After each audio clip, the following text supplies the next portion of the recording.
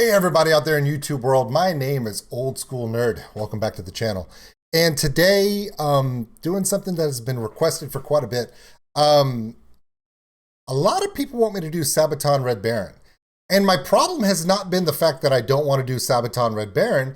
It's the fact that there's two of them. There's the one that's the video that describes what happens with the Red Baron, right? And then there's the one where Sabaton plays it live in Germany, and you're just like, well, which one do you do? So I flipped a coin. Heads, tails, doesn't matter. We all win at Sabaton. Anyway, for those of you who do not know what Sabaton is, because some of you are new to the channel, Sabaton is a band, and they are a metal band, and they have a very unique idea. Hey, Alice Cooper liked to gross people out. Ozzy Osbourne was the Prince of Darkness. Motley Crue was girls, girls, girls, and yeah. Well, Sabaton goes a little different. They're like, hey, we're ridiculous nerds. Specifically, nerds about history and military history. So if you're new to this channel and you're new to this whole idea of the term Sabaton, check these guys out. So they do videos and music based upon historical events in our history. And when I say our history, it's pretty much global. They have stories about American troops, German troops, you name it, Polish, Russian. It's just the gambit of around the world. They talk about the different heroism and acts of bravery and loyalty and commitment and service to all the different countries that they sing to. So this one is called the Red Baron. Obviously, this is referring to World War I. The Red Baron, who was the ultimate fighter ace of World War I. Let's also remember one simple thing. If you don't understand what it was to be a World War I fighting ace, you could do two things. Number one, you can look it up on the History Channel and also Sabaton's History YouTube channel, or you could check out Charlie Brown. Because we all know that Snoopy would get in his Sopwith camel and search the skies for the elusive Red Baron all the time. He was into it too. So apparently before there was Sabaton, there was Snoopy.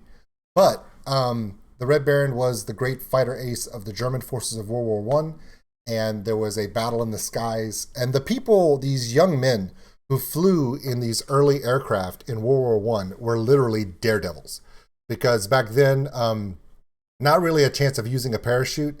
And the planes were literally held together by wood, wire,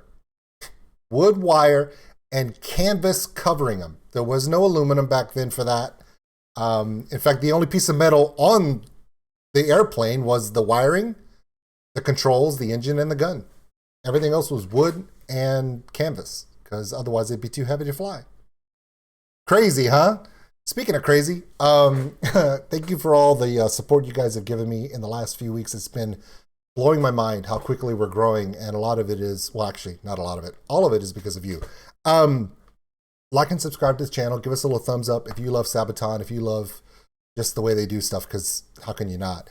And check us out on oldschoolnerd.com. It has all little behind-the-scenes stuff from Instagram, Twitch, Twitter, but also for all my friends on Patreon, there's some funny stuff coming in tonight for some behind-the-scenes stuff. So check us, everyone. Check out all the stuff we got going on. Also, the new shirts are pretty cool too. I got one in today. We'll show it later tonight. With that being said, I've talked enough. Let me move my beard out of the way. And it's always in the damn way. Here we go. This is Sabaton, the Red Baron. So many of you have been wanting to see this one. Yes, I got the one with subtitles. Happy now? Probably not. You're gonna probably complain that I didn't do the live version. High above the blood and mud of the battlefields, there was another war going on. A war for superiority in the air between the daredevils of the sky, known as the Aces. Among them, one man and his plane stand out. The Red Baron. Man in the scene and nothing there in between. The flying circus and the man from Russia. The sky in a plane, this man commands his domain. The western front and all the way to Russia. Death from above, you're under fire. Stay red as blood, it's round and higher.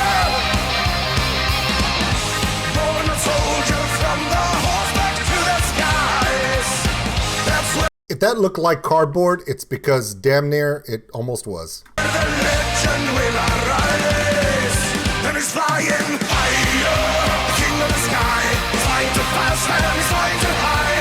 Higher, an eye for an eye. The legend will never die. First to the scene, he's a lethal machine. He's not the able and the tide is turning. Fire at will, it is the thrill of the kill. For invasion down with engines burning. Embrace the flame, red squadron leader. Call out his name, Protector. That happened a lot. Okay, in World War One, if all this stuff makes no sense to you, these guys were literally flying in pine wood planes or balsa wood, and sometimes a light spruce wood that were flexible. All the surfaces of the planes were actually canvas, all held together by wiring that you can barely see. And here's two things that have caught me right off the bat. In this video representation, it shows the Red Baron flying a biplane. How many of you know that he didn't fly a biplane? He did at some point, but towards the end of his career, before his death, he flew a triplane, which is 3 stacks. He did that so he could climb faster, the maneuverability, but when it comes to dogfighting back then, it was all about who had the upper hand by being above each other. Also back then, you notice they had all these blimps, these helium-filled balloons with cabling hanging down. And there was a reason for that. That was considered air defense back then, because what they would do is, since these planes were limited in their power, we're talking like some of them were less than 100 horsepower, okay? I'm not kidding.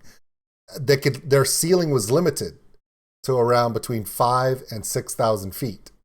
Okay, because anything above that, the engines didn't have enough power for lift, and the pilots would be exposed to thinner air because there was no oxygen for them for masks and stuff like they had in World War II and beyond. So they would float these balloons out there, varying heights around cities and their fortifications, and hang cables from them, hopefully to tangle the airplanes up. Yeah, I'm not kidding. That's what they did. Air raid and air defense balloons. That's all the balloons really served a purpose for, was to hang. As you can see right here, they have some of them here, but they would hang literally hundreds of cables from it that would tangle up the airplanes that would fly underneath. Also, another thing, there were 3 mounts for guns back then.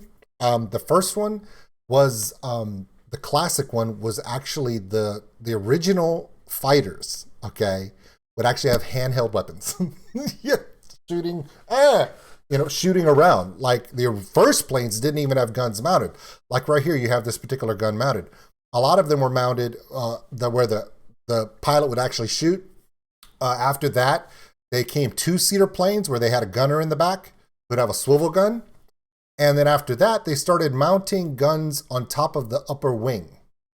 And the pilot would fly with one and reach up and shoot with the other. He would literally reach up above his head and shoot. Now, of course, when you do that, you can't really aim very well. So there was a German engineer who came up with an idea where, okay, and I'm not joking, it's literally this simple. They put the guns on the fuselage of the airplane right here. Now, normally you'd be like, well, you can't shoot right there because that's where the propeller is. The guns will destroy the propeller and you'd fall.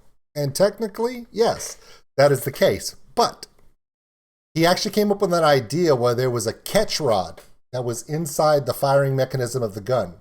That every time the propeller would come around, both times as it would come around, there was a little knob on the shaft of the engine that was spinning. And every time that knob would come around and that push rod would get hit by the rod, it would come up and it would keep the weapon from firing. Or every time so every time it would go up, it would fire the weapon, and by the time the mechanism fired the weapon, the blade had already passed by. So they knew that they could shoot through the propeller without damaging it. It's insane, right? Here's the thing. They did it all the way through World War II. The Germans and the Japanese both had cannons on a lot of their airplanes that were mounted on the fuselage behind the propeller. And so as that cylinder would turn on the shaft, and that little bump would come up. It would hit the rod, make the gun fire, and since the split second, the milliseconds of the gun firing and the bullet coming out, the blade would have already passed. So when I tell you these guys were nuts, yeah. Let's continue.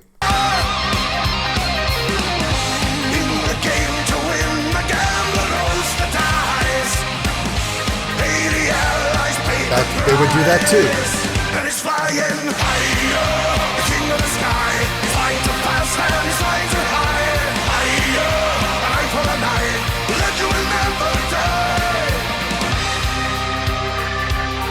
Oh, also, similar to knights in the Middle Ages, the pilots themselves would all have insignias on their airplanes. Like the German pilots had black crosses, iron crosses is what's referred to as the Iron Cross. And the decoration of the Iron Cross exists even to now, okay, as the highest decorations, one of the highest decorations in the country of Germany, the Germanic Iron Cross. The British aviators had circles, that red, white, and blue circle to represent their Air Force, but also, not only did they have those on their tails, but a lot of the different pilots had their own family crests or their own particular, kind of like an avatar that we would think of now. So like a little emoji on the side of their airplane, and that would tell you who they are. Because technically, you could have anybody flying a red triplane. Be like, is that the Red Baron? No, the Red Baron had his own particular mark on his airplane. And these guys would get so close to each other, they could actually see the sigils on each other's planes.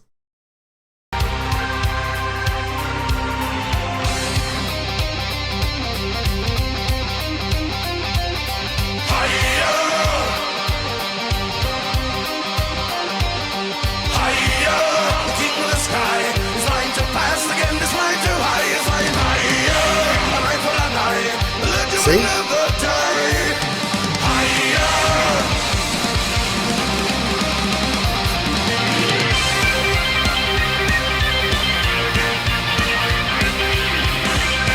Now, these larger planes with double engines, these were bombers, really. And before you start thinking, oh my God, they're bombers like dropping bombs through a bomb bay. No, they were literally bombers where the bombardier was up in front and he had a gun, right? And the pilot was behind him, and he was sticking out in this portion that would come out from the front of the airplane. So he's like in this little seat that was way out in front. Why?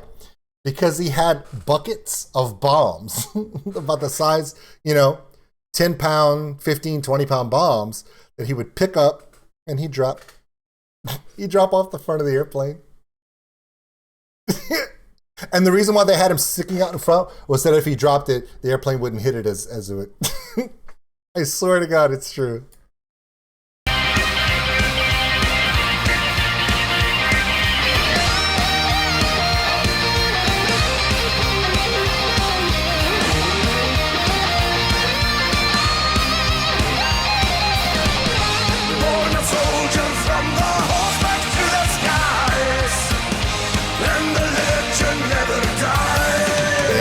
He's flying, and he's flying, and he's flying higher.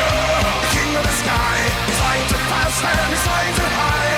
Higher, an eye for an eye, the legend will never die.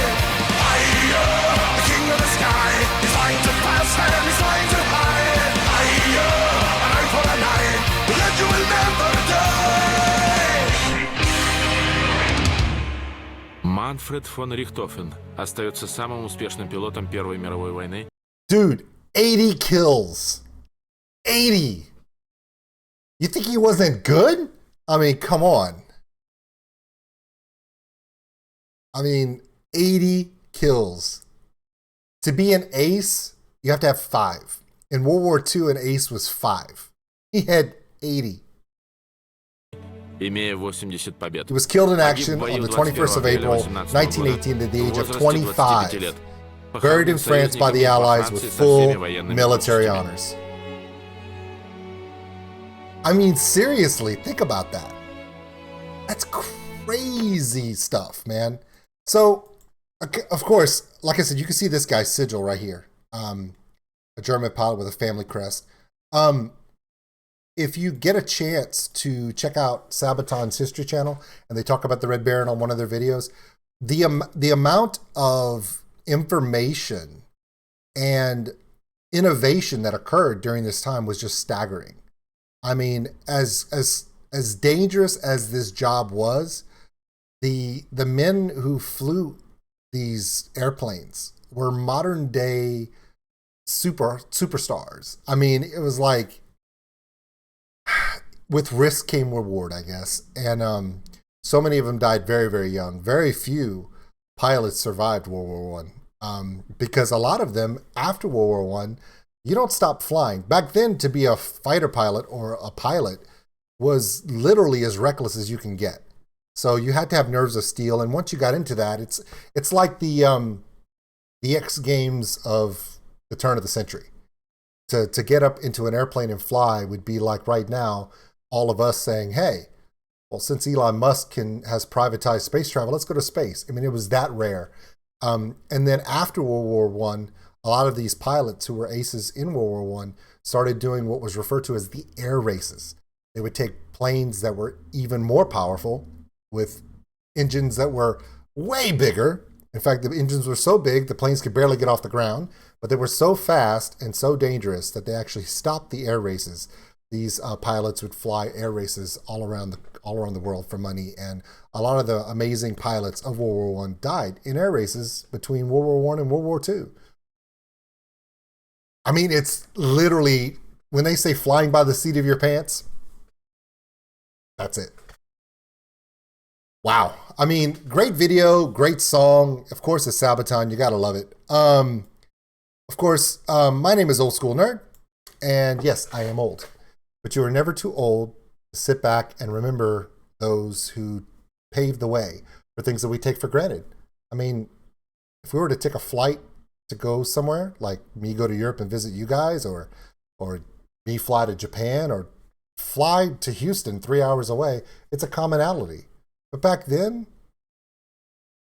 you had to be damn near insane. Every generation has their superheroes. These were the superheroes right after the turn of the century. Pilots.